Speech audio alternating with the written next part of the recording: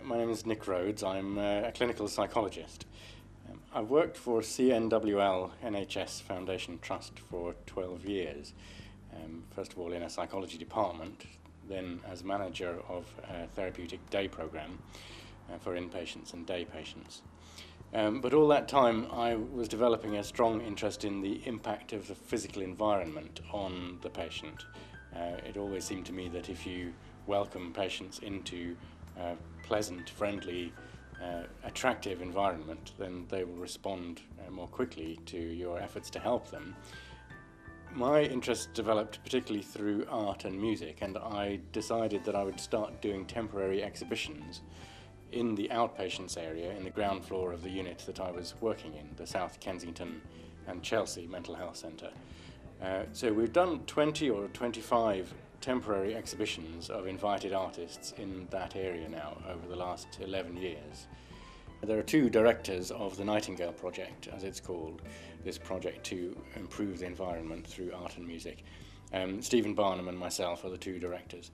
Now, Stephen has a background in the arts and my background is in clinical psychology, so between the two of us we in some ways simply choose the things that we like, but of course we're bearing in mind an array of factors, including whether we think it's going to be suitable for a mental health centre.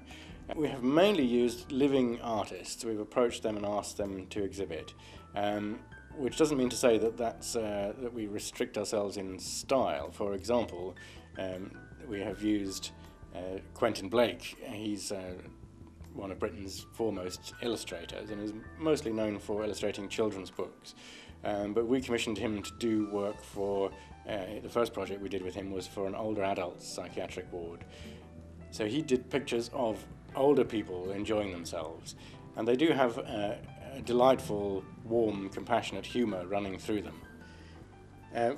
In terms of the kind of art that we put into hospitals, sometimes it is in a way a very traditional form. It's representational art. It may be landscapes, or it may be mainly based on figure, on human figures in a street, or that sort of thing, for example. But it may not be. It may be sort of abstract, or it may be a more experimental type of art. We have used in a couple of wards young Japanese artists who've worked in the form of mobile installations. That's to say, mobiles hanging down from a tall sort of skylight space above an inpatient ward corridor. So they created things which would hang down in the space and create a beautiful environment through colour above your head as you walked into the ward.